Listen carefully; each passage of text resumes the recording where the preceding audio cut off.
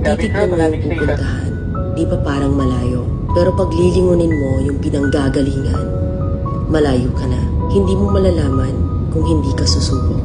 Ang buhay ay isang malaking sugal. Kung lagi kang takot sumugal sa isang bagay dahil takot kang mawalan, mauubos lang kung anong meron ka. Kung hindi ka mawawalan, hindi ka rin magkakaroon. Kung ano man ang mga desisyon mo ngayon, yun ang magiging buhay mo bukas. Lakasan mo lang yung loob mo. Dahil ang mundong to, aapakan lang ang mga mahihina. Ibangon mo palagi ang sarili mo. Balang araw, magugulat ka na lang na ang layo na pala ng narating mo.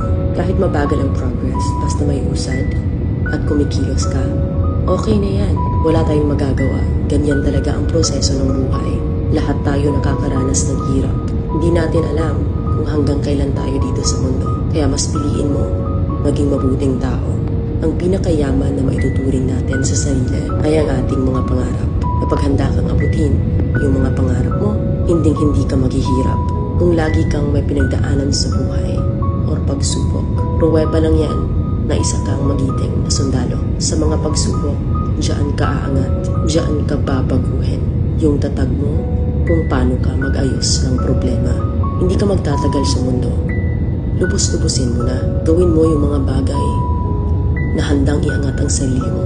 Huwag mo isipin yung mga sinasabi ng iba at huwag na huwag kang panghihinaan ng loob dahil lahat ng tao ay may iba't ibang desisyon at iba't ibang sitwasyon.